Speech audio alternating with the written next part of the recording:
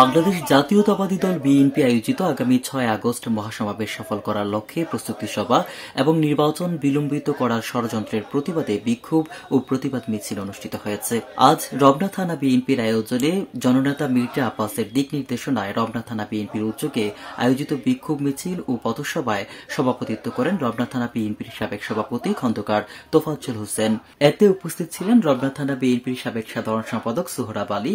আরও উপস্থিত ছিলেন নারায়ণগঞ্জ জেলা বিএনপির যুগ্ম আহ্বায়ক মোশাররফ হোসেন। এতে বক্তব্য রাখেন দেওয়ান নাসির, সাবেক সহসভাপতি রমনা থানা বিএনপি। উপস্থিত ছিলেন ১৯ নং ওয়ার্ড বিএনপির সাবেক সহসভাপতি মোশাররফ হোসেন। আরও উপস্থিত ছিলেন ১৯ নং ওয়ার্ড বিএনপির সহসভাপতি মোশাররফ হোসেন। উপস্থিত ছিলেন রমনা থানা বিএনপি নেতা ডালু, মুকবুল, রানা, দুলাল সহ বিভিন্ন স্তরের নেতাকর্মীরা। নির্বাচিত এলাকা আমরা ইতিপূর্বেই মির্জা আব্বাসের সাথে পরামর্শ করেছি। বিভিন্ন ষড়যন্ত্রভাবে আপনারা রমনার যেই নতুন কমিটি ঘোষণা করবে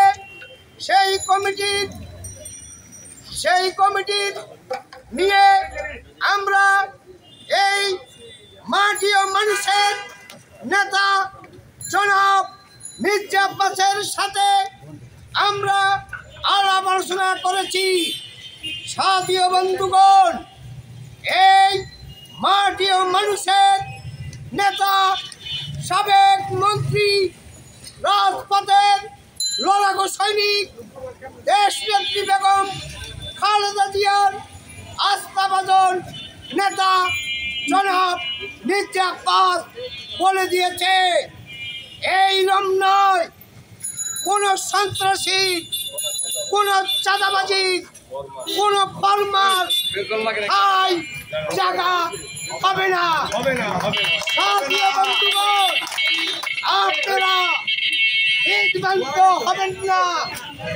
ওই একদল কিছু সুবিধাবাজি, চাঁদাবাজি, সন্ত্রাসী বিএনপির বিরুদ্ধে বিভিন্ন নেতা কর্মীকে সেই 5 আগস্টের আগে ওই হাসিনার দূষণদের সাথে মিলে তারা সেদিন এই রমনার অনেক নেতা কর্মীকে গ্রেফতার করেছে।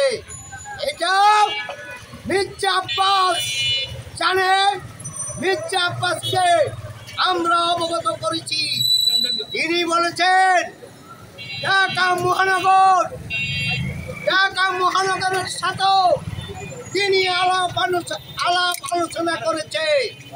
তিনি পরিষ্কার বলে দিয়েছে মির্জা আব্বাসের নির্বাচন এলাকায় কোনো আওয়ামী লীগের দূষণ, কোনো চাঁদাবাজ, কোনো ফরমা কখনো কমিটিতে আসতে পারবে না।